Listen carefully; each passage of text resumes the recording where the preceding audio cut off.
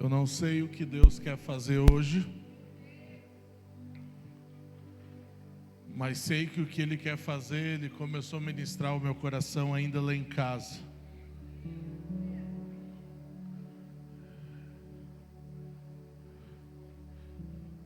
Eu fiquei sabendo que eu iria pregar hoje, né?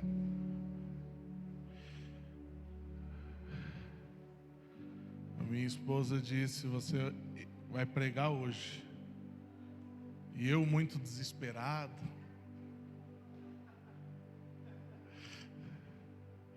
irmão, se você falar para mim que eu tenho que ministrar o louvor como eu ministrei hoje, aí eu passo mal, não durmo e fico pensando mil e uma coisa.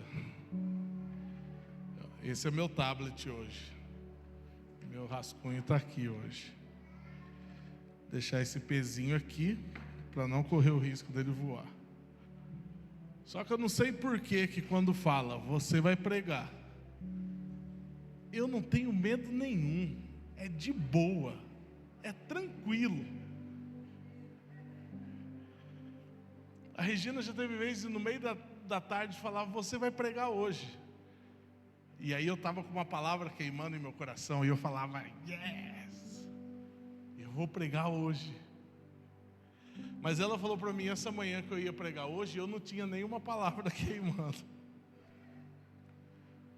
Deu um pouco de frio na barriga.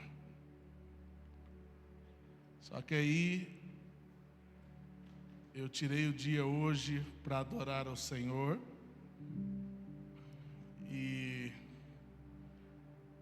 Ele ministrou profundamente o meu coração.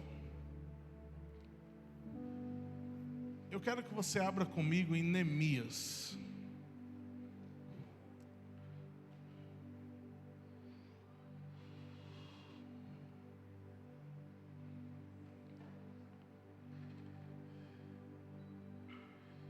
E é tão bom quando a presença dele vem.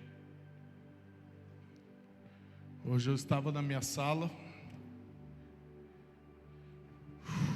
e a presença dele veio. E não tem como conter as lágrimas quando a presença dele vem. E a minha oração e o meu desejo é que você conheça a presença do seu amado quando ela chega.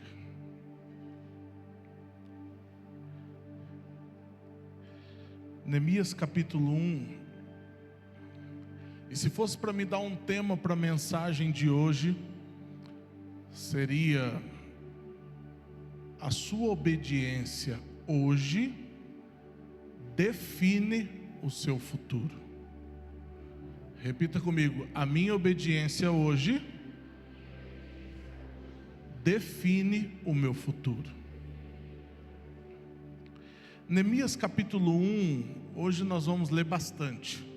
Se você não leu sua Bíblia hoje, você vai poder sair do culto e falar: hoje eu li a Bíblia, hein? Neemias 1:1 diz assim, se puder colocar só um pouco de retorno para mim, ia ficar bom, porque eu estou escutando o som que bate lá no drywall e volta aqui. Ei, mais um pouco, aí, foi muito, volta um pouquinho. Ei, aí, não, foi muito, pode voltar um pouco mais. Ei, aí, beleza. Neemias capítulo 1, versículo 1 diz assim: palavras de Neemias, filho de Acalias. Você pode acompanhar aqui. No mês de Quisleu, no 20º ano, quando eu estava na cidadela de Suzã. Versículo 2 diz assim: veio Anani, um dos meus irmãos, com alguns homens de Judá. Então lhes perguntei a respeito dos judeus que escaparam e que sobrevivem ao exílio, e a respeito de Jerusalém. Eles me responderam: os restantes, os que sobreviveram ao exílio e se encontram lá na província, estão em grande miséria e humilhação. As muralhas de Jerusalém continuam em ruínas e os seus portões foram destruídos pelo fogo. Neemias, um dos irmãos dele, vem com alguns outros homens, e Neemias pergunta a respeito do povo do exílio. E um desses homens, eles dizem assim: olha, o restante, aqueles que sobreviveram, por si só, essa notícia já é uma notícia triste. Porque pensa você ir em um lugar e perguntar: e aí, como que está lá a sua família? E você responder assim: olha, os que sobreviveram, os que restaram, já é triste. Você já está falando que teve perda. E a notícia piora: olha, aqueles que sobreviveram, eles estão em grande miséria e humilhação. As muralhas de Jerusalém continuam em ruínas e os seus portões foram destruídos pelo fogo. Qual que é o tema da mensagem? A sua obediência de hoje define o seu futuro. Sabe por quê? A primeira coisa que nós precisamos quebrar hoje: a obediência seletiva. Você obedecer quem você gosta e você obedecer quem você quer. Ou obedecer quando a situação está boa, ou obedecer quando tudo está dando certo. Isso não é obediência. Isso não é obediência. Ou você obedecer quando as notícias estão favoráveis. Isso não é obediência. Eu sempre digo para os meus discípulos, eu falo assim: olha, obediência seletiva não é obediência. É uma rebeldia disfarçada de obediência. Porque aquele que obedece, ele obedece sempre. Neemias, ele recebe uma notícia ruim. E quantos de vocês ao longo dos dias e dos meses têm recebido notícias ruins? Se eu falar aqui quem recebeu uma notícia ruim, eu acho que todo mundo vai levantar a mão. Então, primeiro, Neemias recebe uma notícia ruim. E no versículo 4, diz assim: então, ouvi estas palavras, e eu me sentei, chorei e lamentei por alguns dias. Neemias, ele ouve a notícia ruim e fala que ele sentou e ele chora e ele lamenta por 1 minuto? Não. Por 1 hora? Não. Por alguns dias. Segunda coisa que eu quero falar com você: você sofrer por uma notícia ruim não é errado. Você viver o luto não é errado. Muitas pessoas, quando vai em um velório e vai dar um consolo, um ânimo para as pessoas. Você quer tirar uma foto minha? Não, essa tá bem feia. Esse pescocinho caído não é de homem que vai possuir a terra. Não pode estar amarrotado. Não, também tá bem estranho. Vai tentando aí. Eu não sou bom de pose, então vai tentando. Quando você vai em um velório, você tenta animar uma pessoa. Bom para isso é o Bispo Adriano e a Apóstola Regina. O último post dela, vocês podem ver que ela está com o queixo levantado. A hora que eu olhei, eu falei: essa mulher minha, ela caprichou na foto. A minha sai sempre um troço meio estranho. E quando você vai em um velório, você vai animar alguém, você diz: não, se levante, você tem que ser forte, você tem que ser isso. Aí tem aquela que eu acho a pior de todas: não, agora essa pessoa está num lugar muito melhor que nós. Quem tinha que estar triste era você, agora para onde você está. Não, essas coisas só pioram. E quando eu e minha esposa, nós vamos em algum velório, nós falamos para a pessoa: você tem que chorar. Chora mesmo. Nossa, pastor, mas você falou isso? Sim. O luto precisa ser vivido. chora, é o luto. Ah, mas eu não quero isso. Dê tempo para a pessoa, ela precisa viver o luto dela. Tem luto que é 3 meses, tem luto que é 6 meses, só não pode passar de 1 ano. Só não pode passar de 1 ano. Então Neemias aqui, ele recebe uma notícia ruim, e fala que ele se senta, chora e lamenta por alguns dias. Se você está nessa situação hoje, de chorar e lamentar por alguns dias, a presença do Senhor é com você, e você vai passar por tudo isso. Só que o que define você é o posicionamento que você toma diante disso. Neemias, ele recebe uma notícia ruim, fala que ele senta e chora e lamenta por alguns dias. Fiquei jejuando e orando diante do Deus dos céus. Eu disse: ah, Senhor, Deus dos céus, Deus grande e temível, que guardas a aliança e a misericórdia para com aqueles que te amam e guardam os teus mandamentos. Estejam atentos os teus ouvidos e os teus olhos abertos para que atendas a oração do seu servo, que hoje faço diante de ti. Dia e noite pelos filhos de Israel, teus servos. Faço confissão dos pecados dos filhos de Israel, os quais temos cometido contra ti. Eu e a casa do meu pai pecamos. Tivemos procedido de forma totalmente corrupta contra ti e não guardamos os mandamentos, nem os estatutos, nem os juízos que ordenaste a Moisés, teu servo.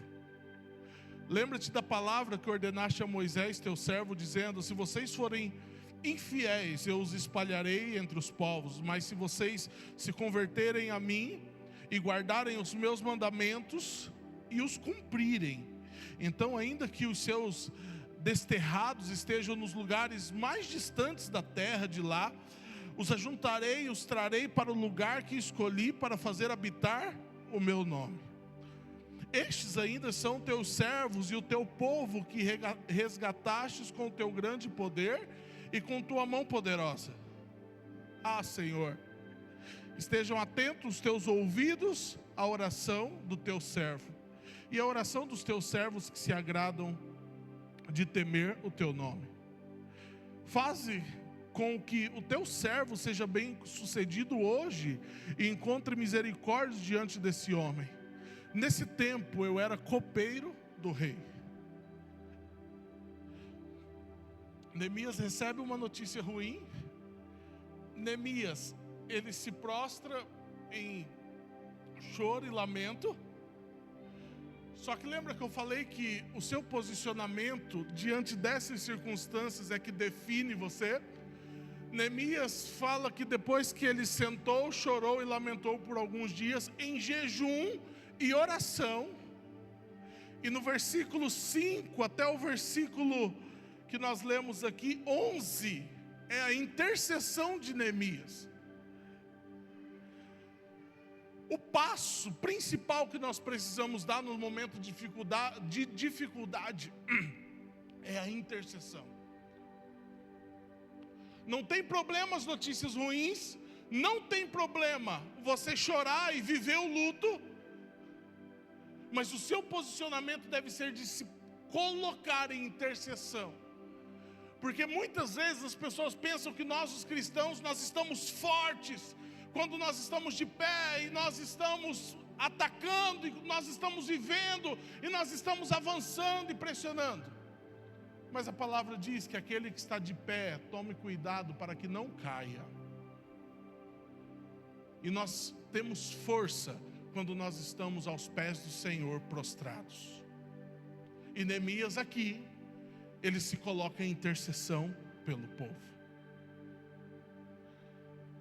A minha pergunta para você é: diante das notícias ruins, diante do luto, qual tem sido o seu posicionamento?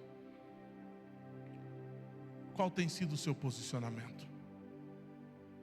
Tem sido posicionamento de rebeldia, fazer tudo segundo a tua vontade, fazer do jeito que você quer?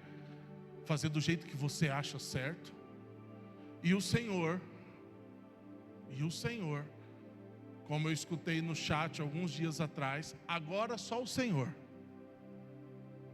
E nós vivemos todos os nossos dias como o Senhor fosse a última bolachinha do pacote. Como se o Senhor fosse a última coisa. Aí quando a gente tenta tudo com as nossas próprias forças, aí chega um momento que a gente fala, não, agora é Deus.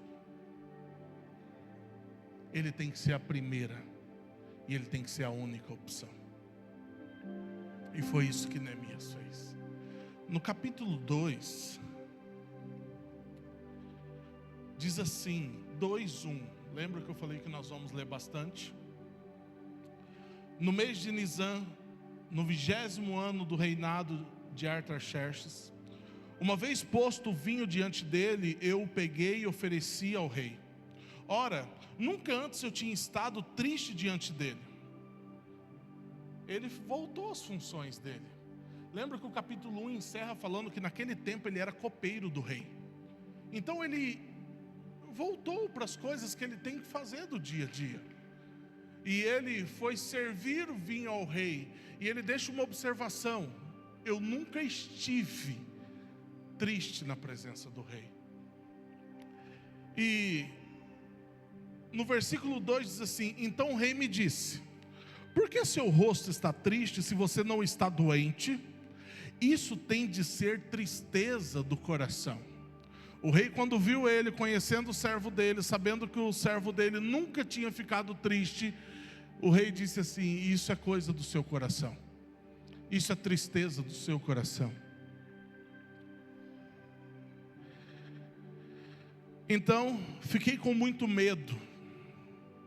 Você recebe a notícia ruim, você chora, você vive o luto, você se posiciona em intercessão, e depois vem o medo. E fala assim: fiquei com medo. E no 3 fala: e lhe respondi, que o rei viva para sempre. Como não estaria triste o meu rosto, se a cidade onde estão sepultados os meus pais está em ruínas, e os seus portões foram queimados? Depois que ele ouviu a notícia, que ele viveu o luto, que ele se posicionou em intercessão, que ele continuou falando, aí ele abre o coração dele. Aí Neemias começa a abrir o coração dele, mas ele não abriu o coração para qualquer pessoa. Ele abriu o coração dele para o rei. Ele abriu o coração para quem ele conhecia. E para quem conhecia ele. Mas como assim, pastor? O rei, só de olhar Neemias, falou: você está triste, e isso é coisa do coração. 4, o rei me disse: o que você me pede agora? Então orei ao Deus dos céus e disse ao rei: se for do agrado do rei, e se este seu servo encontrou favor em sua presença, peço que o rei me envie a Judá, cidade onde estão os túmulos dos meus pais, para que eu a reconstrua. Então o rei, que tinha a rainha sentada do seu lado, me perguntou: quanto vai durar a sua ausência? Quando você voltará?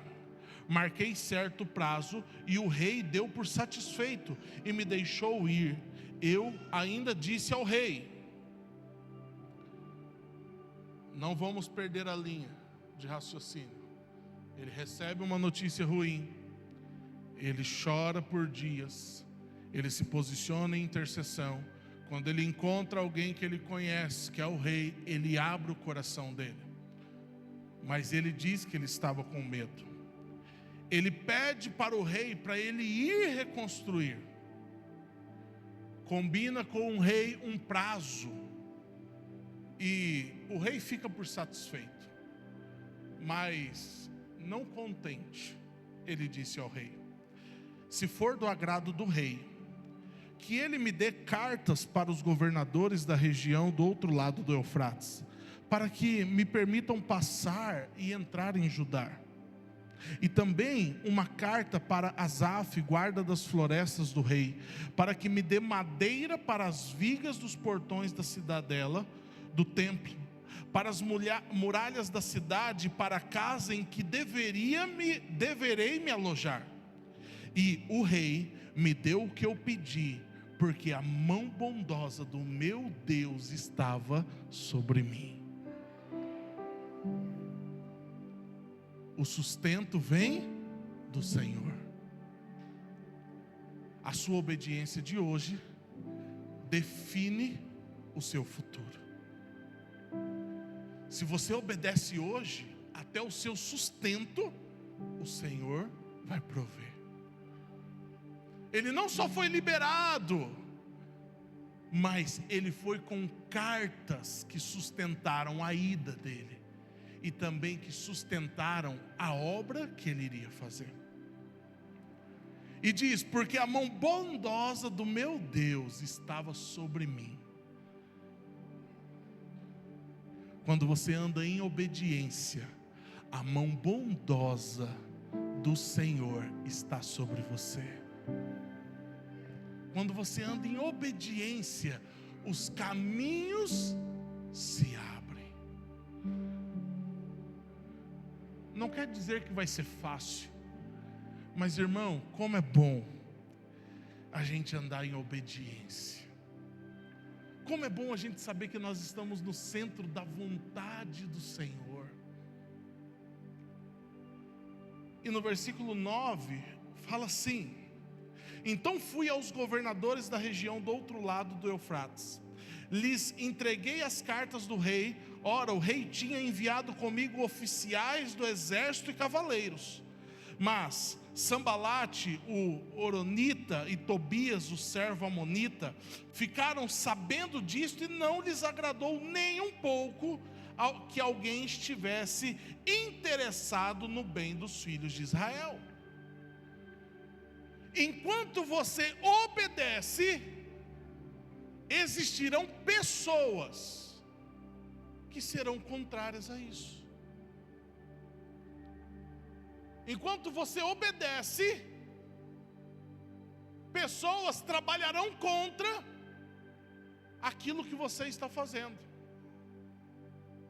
E o pior, hoje nós vivemos um tempo onde as pessoas que são contrárias a nós e contrárias ao propósito do Senhor, elas não nos afrontam diretamente. Elas não apontam o dedo para você e falam assim: olha, eu sou contra você, sou contra os propósitos do Senhor, eu sou contra o que Deus está fazendo. Elas chegam até você e elas dizem assim: não é bem assim, não precisa de tudo isso, João. Você está levando as coisas de Deus muito a sério, você pode relaxar um pouco. Não precisa você ir todos os cultos, comer uma vez por dia durante 40 dias. Não, você não precisa jejuar tudo isso. Não. Ler a palavra, não. A palavra precisa ser atualizada. Não é tudo isso. E com sutis conversas como essa, o povo de Deus tem se desviado da obediência. Com sutis conversas como essa, o povo de Deus tem se desviado do centro da vontade do Senhor. E os Sambalates desse tempo, e os Tobias desse tempo, estão sentando à mesa com o povo de Deus. E estão comendo e direcionando o povo de Deus. E versículo 11 diz assim: então cheguei a Jerusalém, depois de esperar 3 dias, me levantei à noite junto com os poucos homens que estavam comigo. Não declarei a ninguém o que o meu Deus havia posto em meu coração para eu fazer em Jerusalém. Não havia comigo animal algum a não ser o que eu montava. De noite saí pelo portão do vale em direção à fonte do dragão e o portão do monturo, e inspecionei as muralhas de Jerusalém, que estavam em ruínas, cujos portões tinham sido destruídos. Passei ao portão da fonte e ao tanque do rei, mas não havia lugar por onde o animal que eu montava pudesse passar. Subi à noite pelo vale, sempre inspecionando as muralhas. Voltei e entrei pelo portão do vale e fui para casa. O que ele estava fazendo aqui? Ele estava vendo a situação real das muralhas. Ele estava querendo enxergar o problema como ele é. Ele não estava querendo maquiar o problema, ele queria ver. E conforme ele foi andando, chegou um momento que a situação estava tão complicada que o animal que ele montava não passava. Mas mesmo assim ele deixou o animal, desceu e continuou andando até inspecionar toda a muralha. E nós hoje queremos maquiar o nosso problema. Nós queremos fingir que está tudo bem. Nós queremos vestir a nossa roupa religiosa e dizer que está tudo legal, que está tudo 100%. Sendo que o Senhor te chama hoje para um relacionamento de transparência. Senhor, o meu problema é esse. Senhor, eu sou assim. Senhor, eu sou desse jeito. Eu sou egoísta. Senhor, eu sou invejoso. Senhor, eu tenho raiva do meu irmão, eu não consigo amar ele. Senhor, eu sou terrível. Enquanto você maqueia o seu problema, você não resolve ele. E Neemias, ele foi querer certificar da profundeza do problema. E continuando, os magistrados, versículo 16, não sabiam onde eu tinha ido, nem o que eu tinha feito, pois até ali eu não havia declarado coisa alguma, nem aos judeus, nem aos sacerdotes, nem aos nobres, nem aos magistrados, nem aos demais que iriam fazer a obra. Versículo 17, então eu lhes disse: vocês estão vendo a miséria em que nós estamos? Ele se inclui. Ele chega para todos os magistrados e autoridades, ele diz assim: vocês estão vendo a miséria que nós estamos? Posicionamento teu que talvez está faltando nesses dias: Senhor, o Senhor está vendo a miséria em que eu me encontro?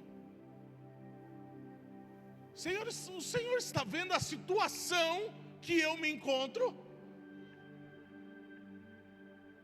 Olha a situação que eu estou, Senhor.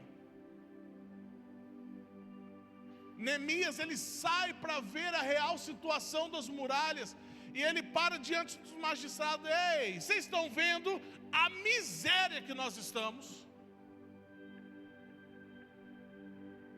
Não existe conversão sem arrependimento.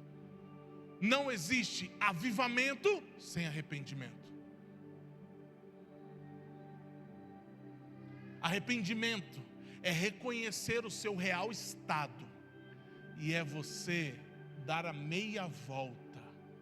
Em Apocalipse capítulo 2, a carta da igreja de Éfeso, o Senhor fala assim: lembra de onde caíste e retorna ao primeiro amor. E ele diz: ei, vocês estão vendo a miséria em que nós estamos? Jerusalém em ruínas e seus portões destruídos pelo fogo. Venham, vamos reconstruir as muralhas de Jerusalém, para nos livrarmos dessa vergonha. A obediência de hoje define o seu futuro.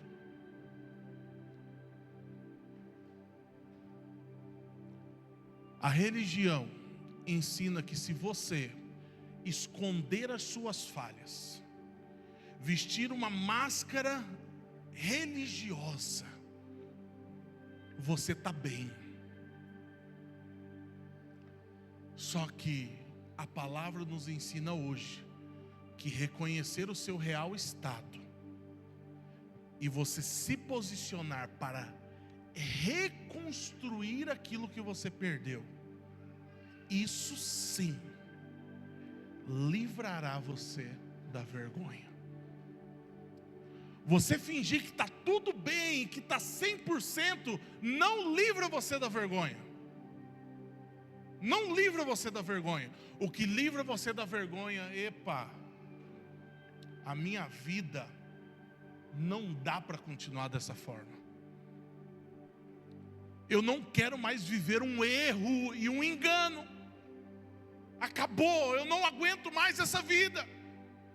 Você fica inconformado com a situação que você está vivendo.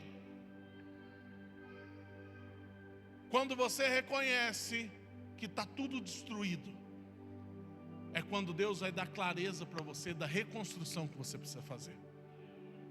E quando você reconhece a sua real situação e você se posiciona em reconstruir, é quando você se livra da vergonha. E no versículo 18 diz assim: e lhes declarei, como a mão bondosa do meu Deus havia estado sobre mim, e também as palavras que o rei me havia falado.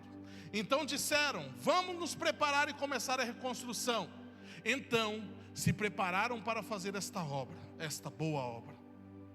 Porém, versículo 19: quando Sambalate, o horonita, Tobias, o servo amonita, e um árabe chamado Gesem souberam disso, zombaram de nós e nos desprezaram, dizendo: o que é isso que vocês estão fazendo?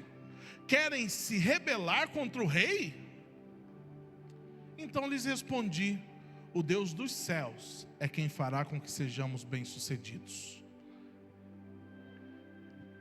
Sabe por que nós não queremos tomar ciência do nosso real estado? É porque nós temos medo da zombaria. Porque quando você reconhece o seu real estado, isso vai ser público. E não faltarão pessoas para vir zombar de você. Uai, mas você não era o fulano de tal e está nessa situação. Você não era o João Batista. Você não era aquele assim, você não era desse jeito, agora está nessa situação. Os zombadores sempre virão. Sempre virão. Mas agora, se a mão bondosa do Senhor estiver sobre você, e você estiver num processo de reconstrução ao qual o Senhor está fazendo na tua vida, essas pessoas são as mesmas pessoas que você não vai querer ter elas por perto mais. Porque aqueles que te conhecem, eles dirão: Olga, o que é que você precisa? Você vai demorar muito para ir, Olga? Não. O que é que você precisa? Olha, eu preciso de cartas que me deixem passar, e eu preciso também de madeira para reconstruir as coisas. Aqueles que te amam, eles vão impulsionar você.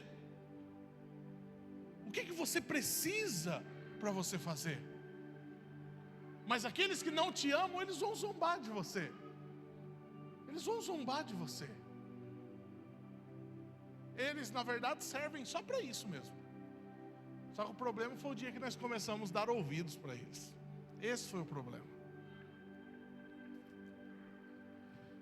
E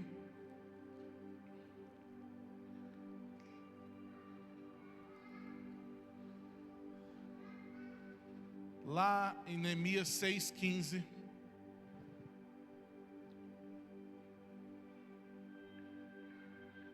anda lá para frente.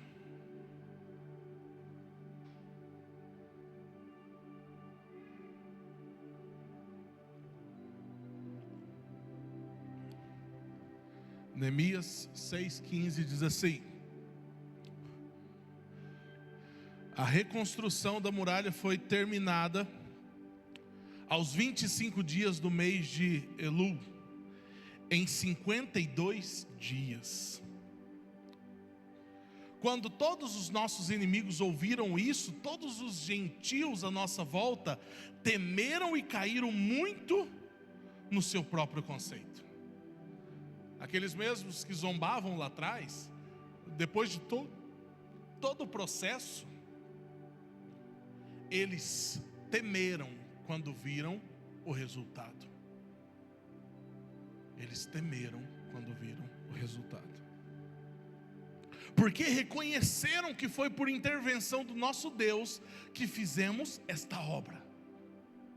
Com muitas pessoas que eu oro, eu sempre oro assim: Senhor, para que todos vejam que foi o Senhor que fez. Eu sempre oro em cima desse texto isso.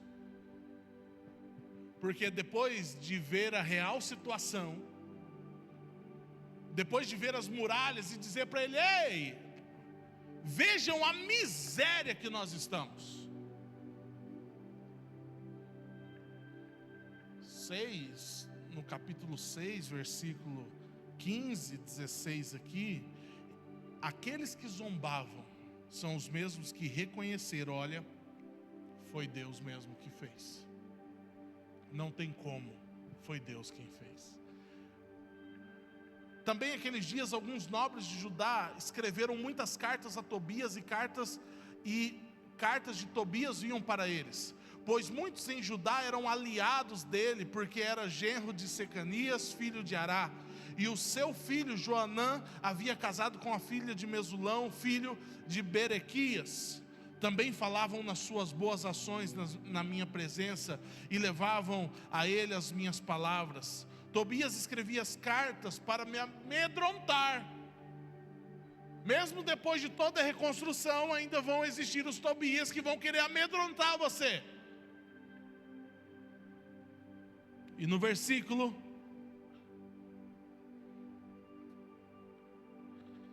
1 do capítulo 7 diz assim: depois de reconstruída a muralha, colocamos os portões no seu lugar. Estabelecidos os porteiros e os cantores e os levitas, eu nomeei Hanani, meu irmão, e Ananias, comandante da fortaleza, para que cuidassem da segurança de Jerusalém. Ananias era homem fiel e temente a Deus, mais do que muitos outros. E eu lhes disse: os portões de Jerusalém não devem ser abertos antes que o sol faça sentir o seu calor. E os portões devem ser fechados e trancados enquanto os guardas ainda estão ali. Escolham guardas entre os moradores de Jerusalém, alguns para que fiquem nos postos de guarda e outros para que fiquem em frente das suas próprias casas. Lembra que quando você reconhece o seu real estado e você define que você precisa obedecer, a sua vergonha é tirada? Você fingir que está tudo bem e não reconhecer o seu real estado, não tira vergonha. O que tira vergonha é obediência. E obediência àquilo que Deus fala, e obediência ao processo. E no versículo 4, a cidade era espaçosa e grande, mas havia pouca gente nela. A cidade era espaçosa e grande, mas havia pouca gente nela. A cidade, ela era espaçosa e ela era grande, mas ainda havia pouca gente nela. A cidade, ela era espaçosa e ela era grande, mas ainda havia pouca gente nela.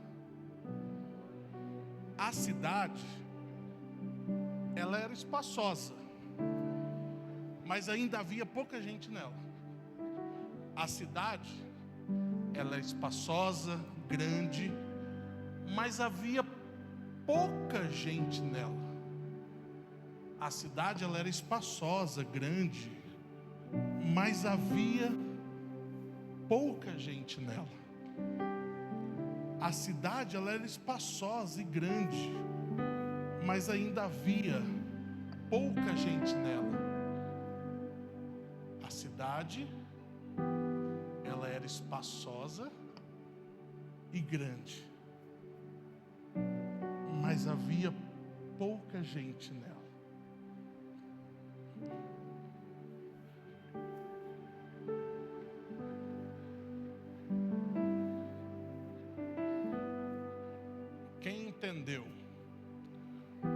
estou falando, se coloque de pé. Só quem entendeu.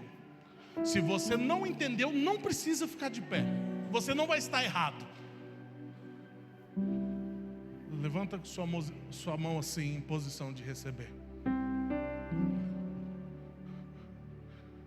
Deus, eu peço que o Senhor revista os Neemias desse tempo.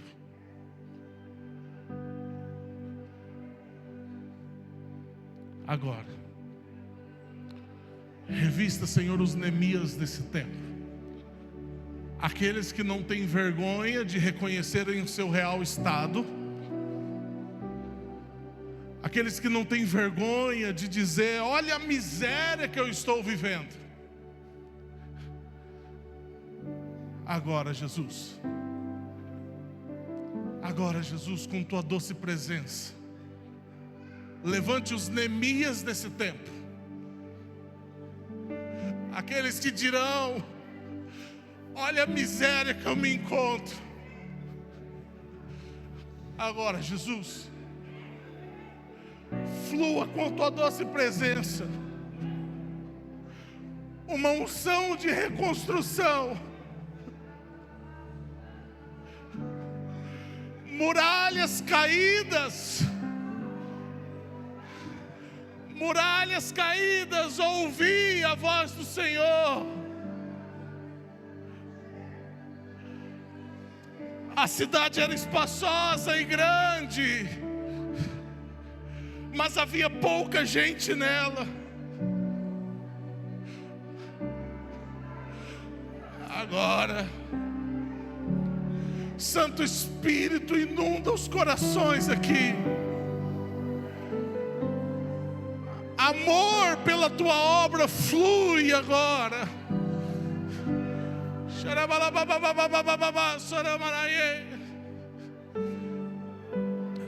Isso. Uma unção para reconstrução nesses dias e está sendo liberada agora. Uma unção para reconstrução nesses dias está sendo liberada agora.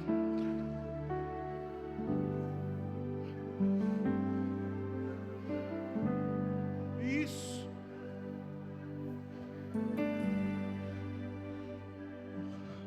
Não importa a situação que você esteja agora, talvez você está sentado, chorando e lamentando, mas o Senhor,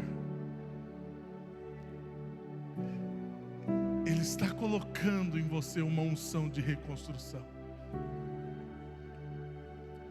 Senta no seu lugar mais um pouco.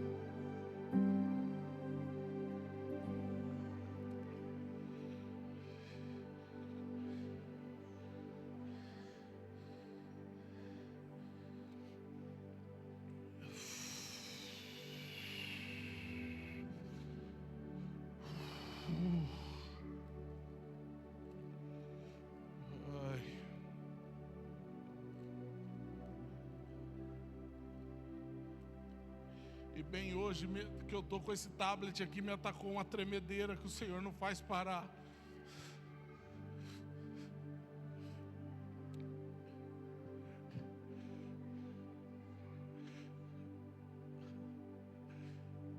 Os Neemias desse tempo, eles não tenham vergonha de reconhecer o real estado deles. A obediência de hoje define o seu futuro. Números 13. Neemias obedeceu. E o que aconteceu com Neemias? Ele viu as muralhas e os portões reconstruídos e colocados no lugar. E esse versículo que eu li, que a cidade era grande, espaçosa, mas tinham poucos moradores nela, eu me lembrei da palavra que a apóstola recebeu há 2 anos atrás. E ela disse assim: nós vamos reformar o prédio e nós vamos preparar a casa, porque os filhos, eles vão chegar. Só que os filhos não estavam aqui ainda. Só que ela sabia que tinha que fazer. Porque os Neemias, eles não são movidos por aquilo que eles veem, eles são movidos por aquilo que queima no coração deles. A obediência sua de hoje define o seu futuro. Números 13 diz assim: o Senhor dá a direção para Moisés e fala: olha, envie alguns homens que espiem a terra de Canaã, que eu vou dar aos filhos de Israel. Envie um homem de cada tribo de seus pais, sendo cada qual chefe entre eles. Aqui é quando o Senhor manda Moisés separar os espias e os espias irem espiar a terra. E Moisés separa eles. E lá no versículo 17, Moisés dá a direção e fala assim: ó, subam pelo Negueb e entrem na região montanhosa. Versículo 18, Números 13, 18: vejam a terra como ela é, e o povo que nela habita, se é forte ou fraco, se são poucos ou muitos. Veja também como é a terra em que esse povo habita, se é boa ou má, e como são as cidades que habita, se são arraiais ou fortalezas, também como é o solo, se é fértil ou estéril, se nele há matas ou não. Tenham coragem, tragam dos frutos da terra. Aqueles dias eram dia das primícias das uvas. Assim foram os espias da terra, desde o deserto do Zin até o Reobe e a entrada de Ramate, e subiram pelo Negueb e foram até Hebron. Ali viviam Aimã, Sesai e Talmai, filhos de Anak. Hebron foi edificada 7 anos antes, em Zoan, no Egito. Depois foram até o vale de Escol, e ali cortaram um ramo de videira com um cacho de uva, ao qual foi trazido por 2 homens numa vara. Será que era esses cachinhos de uva que eles vendem para nós hoje aí? 4 caixinhas por 40 conto. As uvas boas estão em cima, as ruins estão embaixo. Não sei você, mas quando eu vou comprar eu já...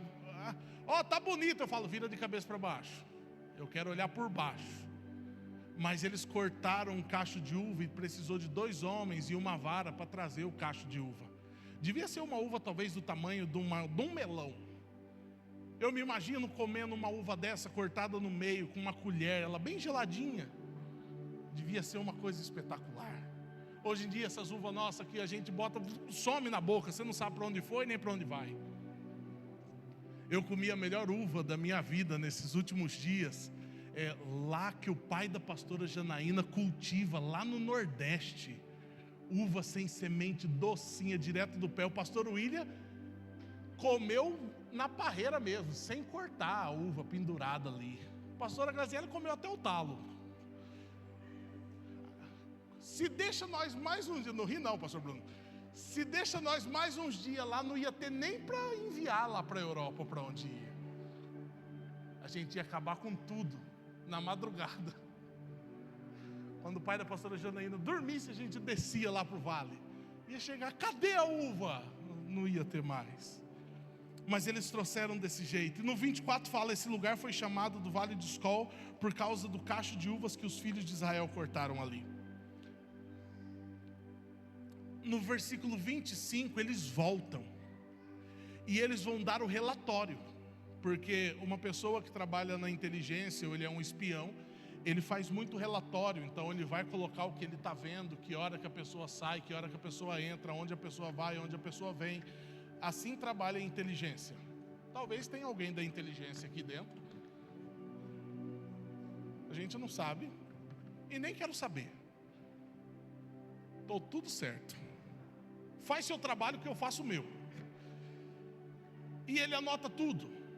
E aqui ele faz o relatório. Depois de 40 dias voltaram de espiar a terra. Números 13, 25. Vieram a Moisés e Arão e toda a congregação dos filhos de Israel em Cádiz, no deserto de Parã. Fizeram um relato do que tinha visto a eles e a toda a congregação, e mostraram-lhe os frutos da terra. Eu não sou muito de fazer isso, mas a unção que eu tinha para orar sobre você, de Neemias, já foi, tá? Aquela lá acabou.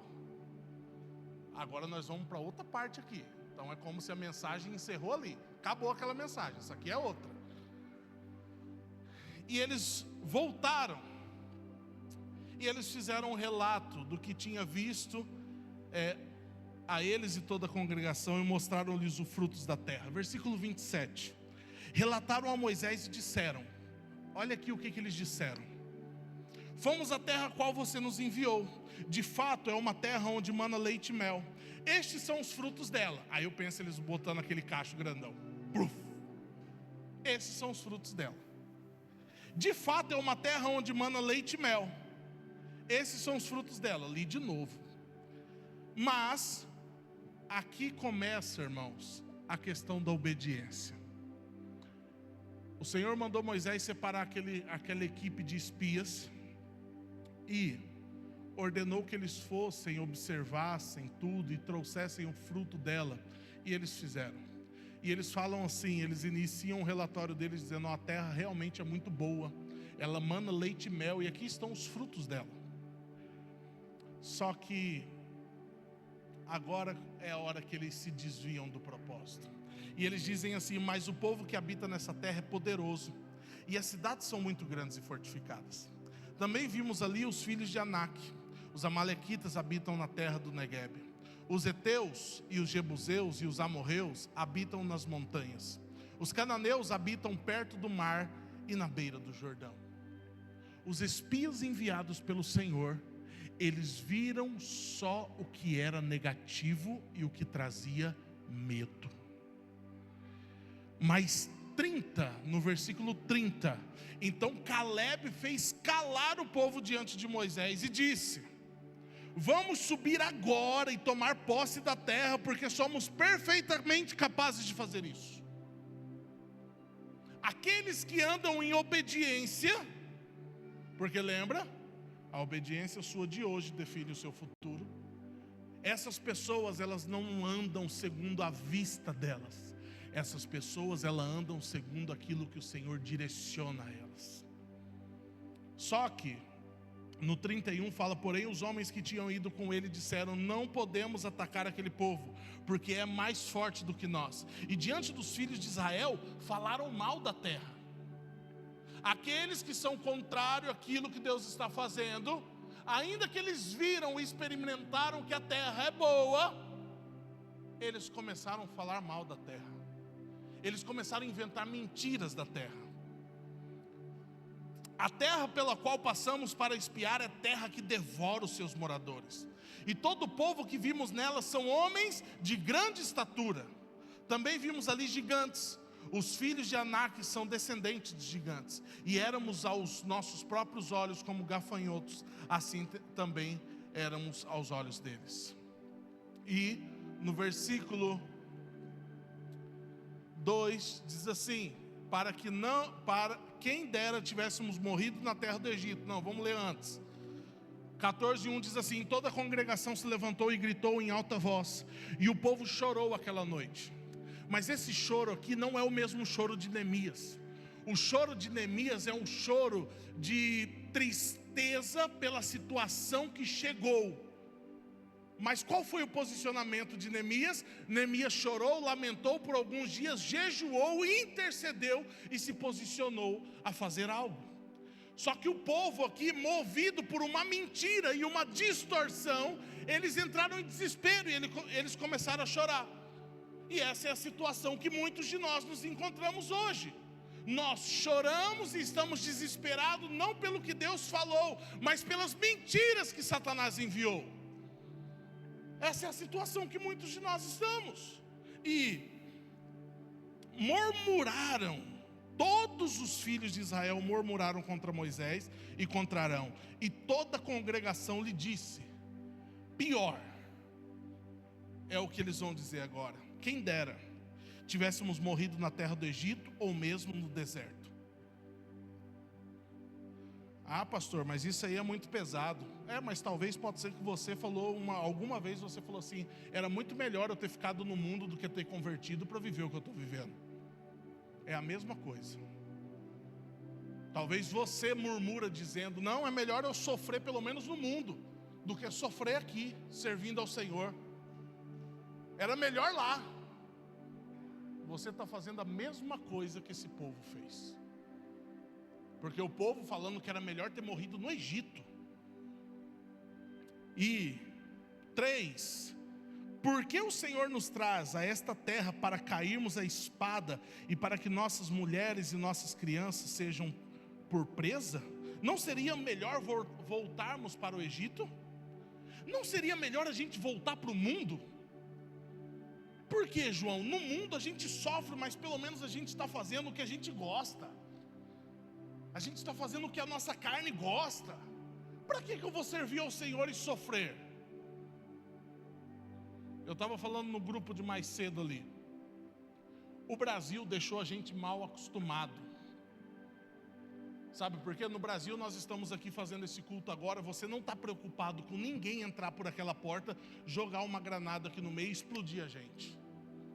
Mas irmãos, na fé nosso, cada culto que eles vão, pastor, o senhor está contando história. Não, o pastor Geraldo uma vez veio aqui e falou para nós pessoalmente. Ele disse, olha, eu fui ministrar um seminário em um país, e toda a ida para o seminário era uma despedida e um adeus. Olha, se eu não voltar, você faça isso e aquilo outro. Sabe por quê? Porque uma semana antes dele chegar lá, eles estavam debaixo da tenda no congresso. Os rebeldes chegaram, tiraram o pino da granada e jogaram no meio da tenda, explodiu todo mundo. Ficavam jornalistas no aeroporto esperando para ver quem eram os pastores que iriam chegar, e eles avisavam os rebeldes que chegou tantos pastores aqui. Os rebeldes vinham e olham nos pastores. O Brasil deixou a gente mal acostumado. A gente serve ao Senhor livremente, mas irmãos nossos são mortos todo dia por amar ao Senhor Jesus. Aí você, porque atrasou alguma coisa que você ia receber, você quer abandonar Jesus, você quer voltar para o mundo, você quer fazer todas as coisas, por nada, enquanto irmãos nossos estão sendo mortos por amar a Jesus. E é isso que esse povo estava fazendo. No versículo 6, diz assim: e Josué, filho de Num, e Caleb, filho de Jefoné, que eram daqueles que espiaram a terra, rasgaram as suas roupas e falaram a toda a congregação dos filhos de Israel, dizendo: a terra pela qual passamos para espiar é terra muitíssimo boa. Se o Senhor se agradar de nós, então nos fará entrar e nos dará essa terra, que é uma terra que mana leite e mel.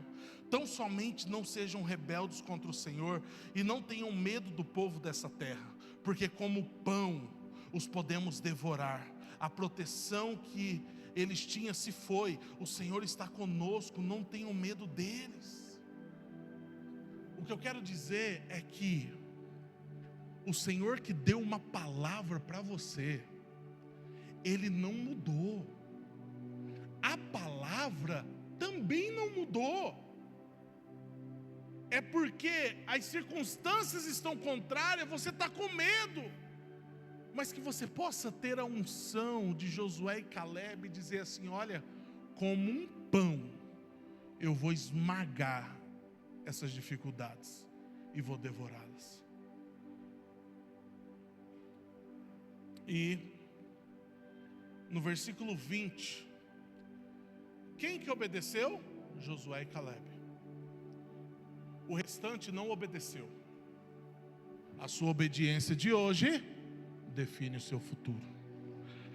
Versículo 20 diz assim: porque do versículo 13 até o versículo 19, Moisés intercede pelo povo. E Moisés: Senhor, tem misericórdia do povo, Senhor isso, Senhor aquilo outro, tá?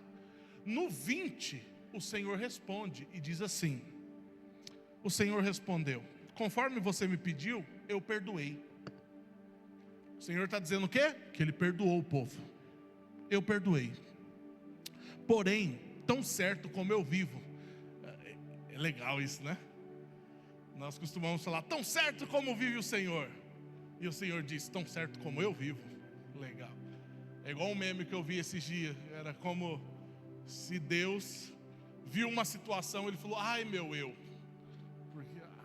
porque Ele é o Senhor. Mas tão certo como eu vivo, como toda a terra se encherá da glória do Senhor, nenhum dos homens que viram a minha glória e os prodígios que fiz no Egito e no deserto e mesmo assim me puseram à prova.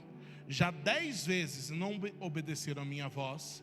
Versículo 23. Nenhum deles verá a terra que com juramento prometi a seus pais. Sim, nenhum daqueles que me desprezaram a verá. Deus perdoou eles, sim ou não? Sim. Mas lembra? A sua obediência de hoje define o seu futuro. Eles desobedeceram. Eles alcançaram perdão? Alcançaram perdão. Mas eles desobedeceram. E o futuro qual foi? Nenhum daqueles que viram minha glória e os meus prodígios entrarão na terra. Ah, irmão, esse tem que ser o nosso temor. Porque talvez você se ache super crente porque você vê a glória do Senhor, você vê os prodígios do Senhor, mas se você não o obedece, o seu futuro não vai ser a plenitude que você deveria viver. E 24, porém, lembra quem obedeceu? A sua obediência de hoje define o seu futuro. Porém, o meu servo Caleb, visto que nele houve outro espírito e perseverou em seguir-me, eu o farei entrar na terra que espiou, e a sua descendência a possuirá. Aquele povo viu os prodígios do Senhor. Aquele povo viu o que Deus pode fazer, mas eles escolheram não obedecer. Né, irmão Anderson? O futuro deles estava definido no dia que eles decidiram desobedecer. No dia que eles decidiram falar mal da terra, o futuro deles estava definido. Versículo 20, o Senhor fala: como você pediu, Moisés, eu os perdoei. Mas nenhum deles. E a desobediência não atrasa só a vida de quem desobedece. A desobediência, ela atrasa a vida também daqueles que estão junto ali. Porque Josué e Caleb queriam: não, vamos agora, vamos subir, vamos quebrar eles, vamos bater só de mão aberta. Aí quando o Senhor fala: nenhum desses daqui vão entrar na terra. Aí você olha para o lado, o cabra é novo, da sua idade.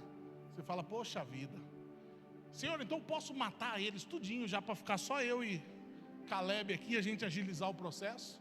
Não. E aí, nós vamos encerrar a história deles. Mas antes de chegar no que aconteceu com eles, para mim esse é um dos textos que eu acho mais triste.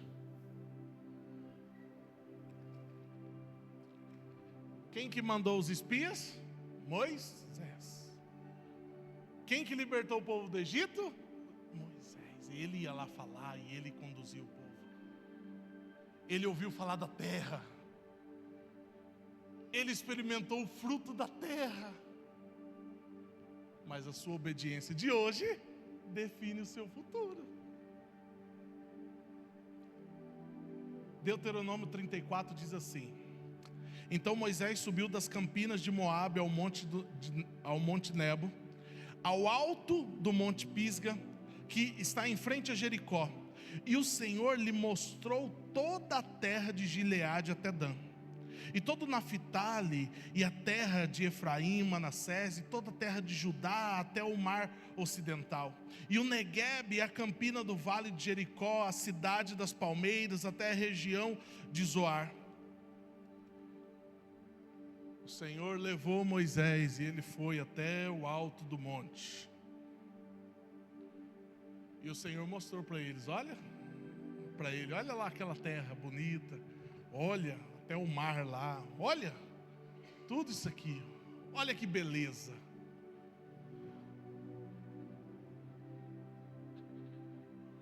Mas no versículo 4 o Senhor disse a Moisés: essa é a terra. Tudo que você está vendo aí, Moisés, ó. Essa é a terra que sob juramento prometi a Abraão, a Isaque e a Jacó. Está tudo aí, cara. Essa é a terra que eu falei que eu ia dar. dizendo que a daria a descendência deles. Eu estou permitindo que você a veja com os seus próprios olhos, mas você não entrará nela.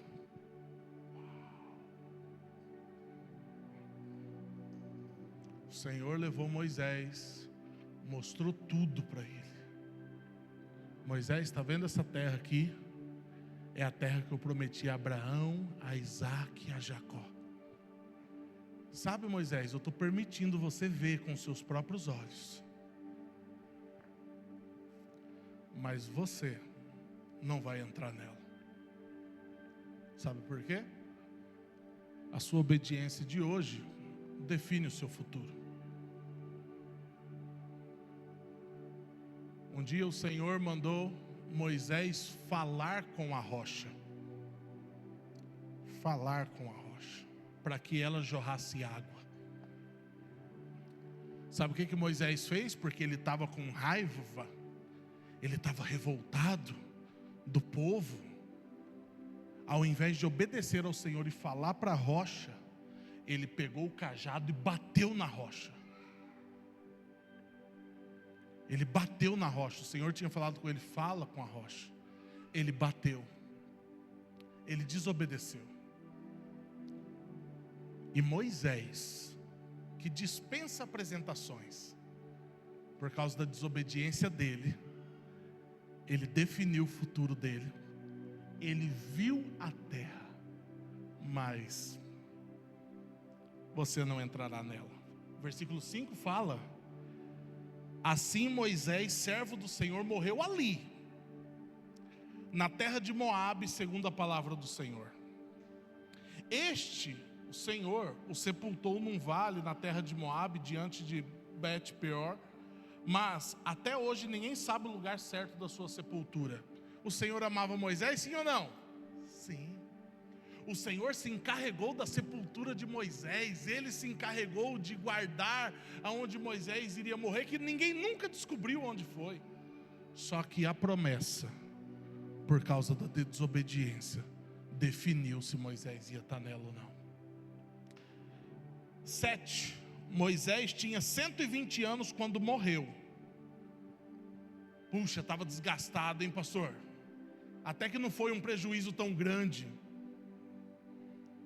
Mas o escritor faz questão de colocar: mas os seus olhos não haviam enfraquecido, e ele não havia perdido vigor. Sabe o que o escritor estava dizendo? Moisés estava inteiro. Ele podia estar com a placa preta, mas ele estava inteiro. Ele estava redondinho, a vista não estava enfraquecida e não tinha perdido vigor. A sua obediência de hoje define o seu futuro. A sua obediência de hoje define até quando você vai morrer. Não adianta nada você está cheio de vigor. Você poderia talvez viver 100 anos na presença do Senhor, mas a sua desobediência hoje define até o dia que você vai morrer. Moisés não tinha vista enfraquecida, não tinha perdido vigor, mas ele desobedeceu, e ele só viu a terra de longe. Os filhos de Israel prantearam Moisés durante 30 dias nas campinas de Moabe. Então se cumpriram os dias do pranto de luto por Moisés. Josué, filho de Num, estava cheio do espírito de sabedoria, porque Moisés havia imposto as mãos sobre ele. Assim os filhos de Israel lhe deram ouvidos e fizeram como o Senhor havia ordenado a Moisés. Versículo 10. Nunca mais se levantou em Israel um profeta como Moisés, com quem o Senhor tratava face a face. O Senhor queria falar com Moisés, ele descia e olho no olho com Moisés. Nunca houve ninguém que fizesse todos os sinais e maravilhas que por ordem do Senhor ele fez na terra do Egito. Se Moisés, que nunca mais se levantou ninguém igual ele depois, a desobediência definiu o futuro dele, quem é eu e quem é você para viver uma vida em desobediência e achar que nós vamos viver as promessas de braçada? A sua obediência de hoje define o seu futuro. E agora nós vamos em Josué 14, porque nós estávamos falando da terra. E olha o que diz Josué 14, 6. Eu estou terminando. Esse é o último texto que nós vamos ler. Muita gente está com sono. Deixa eu dizer para você, esse sono que você está sentindo não é normal.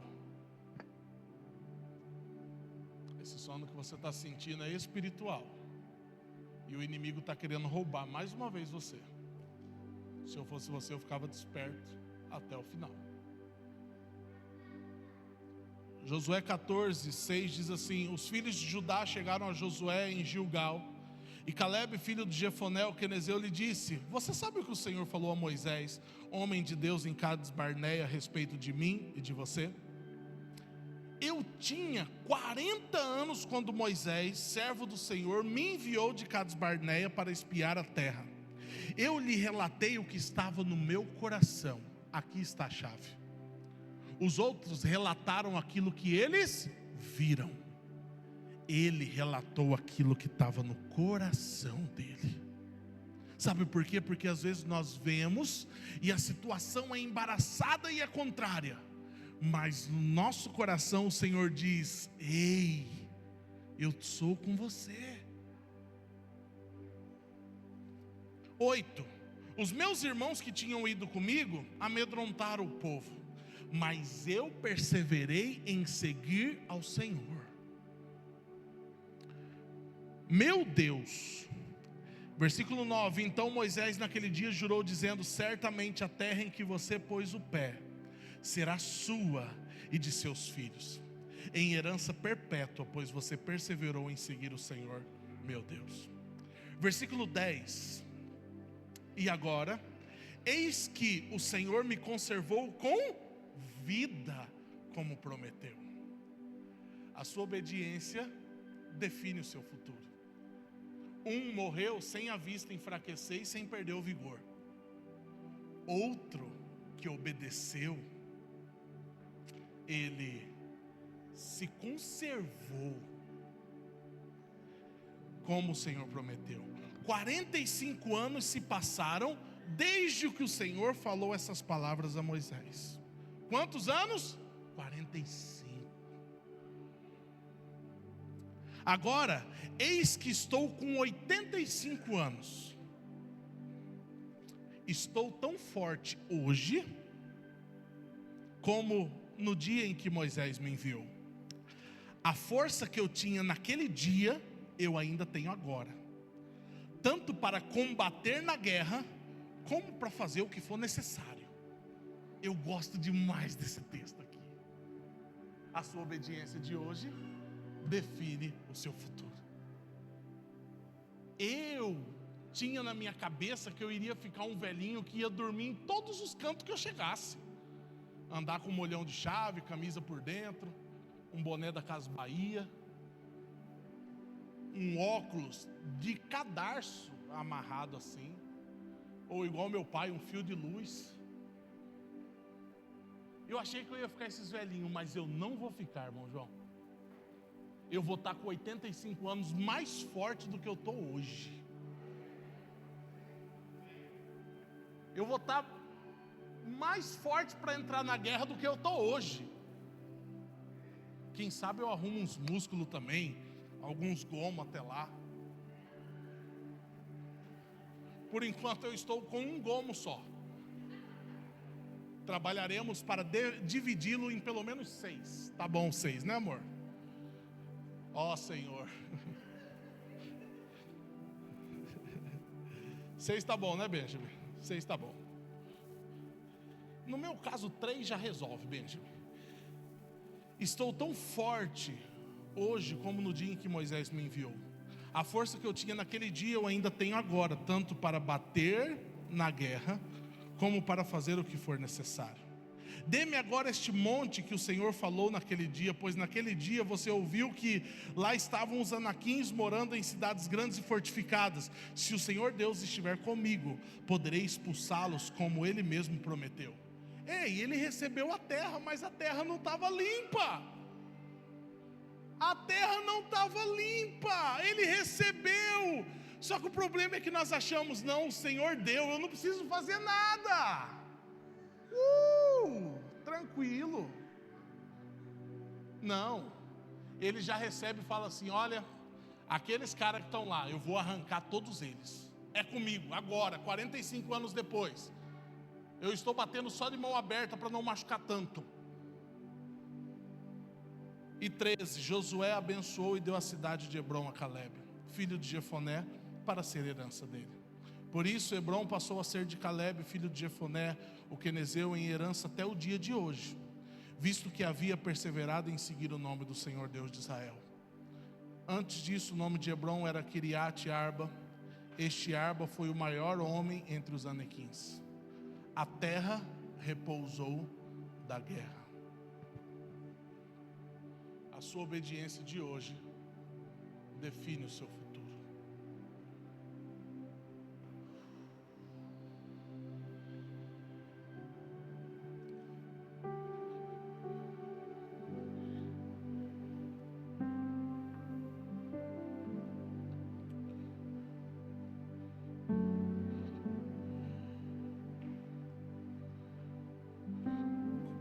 Conforme eu ministrava, gostaria que todos fechassem os olhos e abaixassem as cabeças.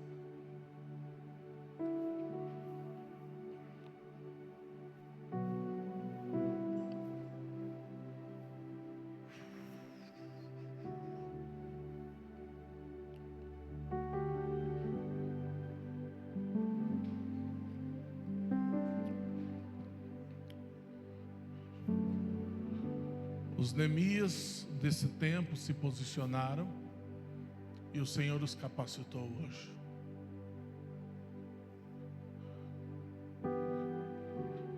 Mas o Senhor chama agora aqueles que por algum motivo andaram em desobediência,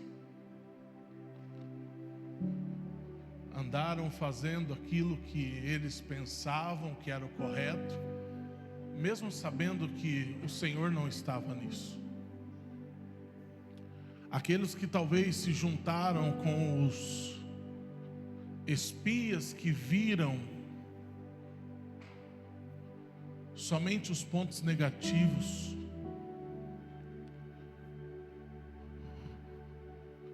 A sua obediência de hoje define o seu futuro. E o Senhor dá uma porta de oportunidade para você hoje reconhecer o seu real estado, se arrepender e se posicionar em obediência. Enquanto todos estão de olhos fechados e cabeça baixa, se você sente isso queimando no seu coração hoje, eu gostaria que você no seu lugar ficasse de pé. Não precisam ser todos. Só você que sentiu esse chamado hoje a se arrepender da desobediência.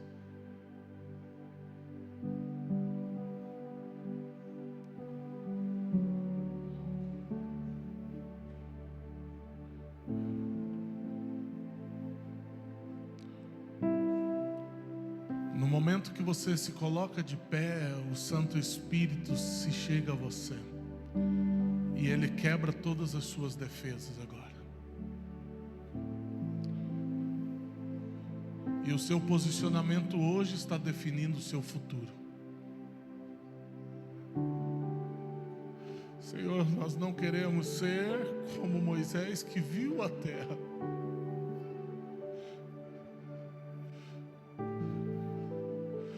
Nós não queremos ser, Senhor, como Moisés, que andou com o Senhor e viu todos os seus feitos, mas por desobediência, Senhor.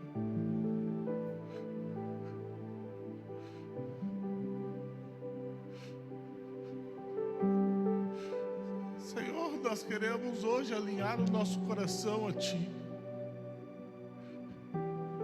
Perdoa-nos pelas vezes que nós deixamos o nosso coração, a nossa carne falar mais alto.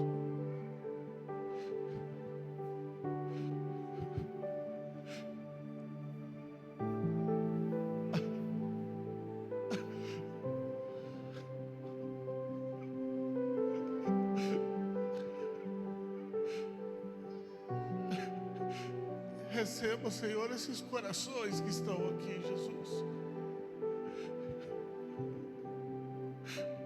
Que a vida deles cante ao Senhor todos os dias.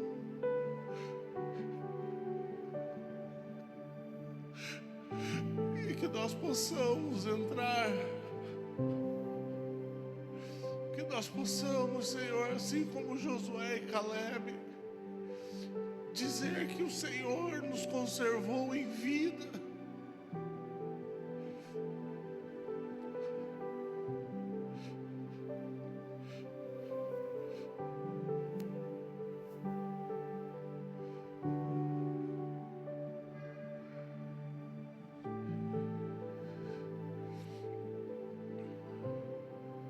Tu és digno de tudo.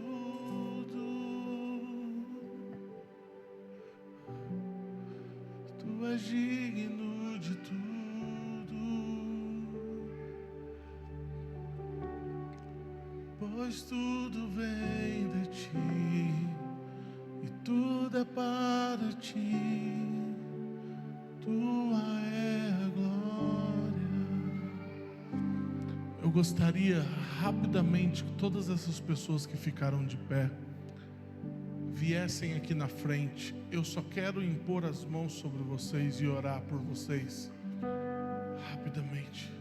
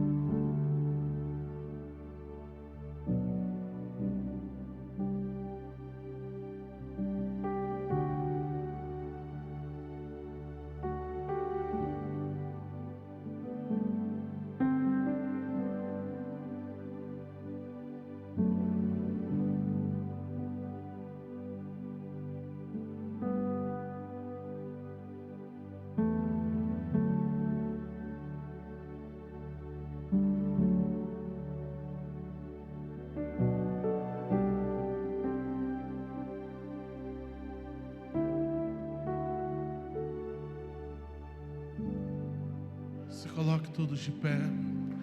Declare: tu és digno de tudo. Dê volume à tua voz. Tu és digno de tudo. Pois tudo vem de é para ti. Tua é a glória.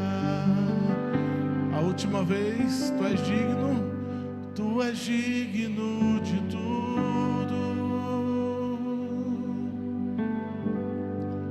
Tu és digno de tudo. Pois tudo vem de ti e tudo é para ti. Tua é a glória.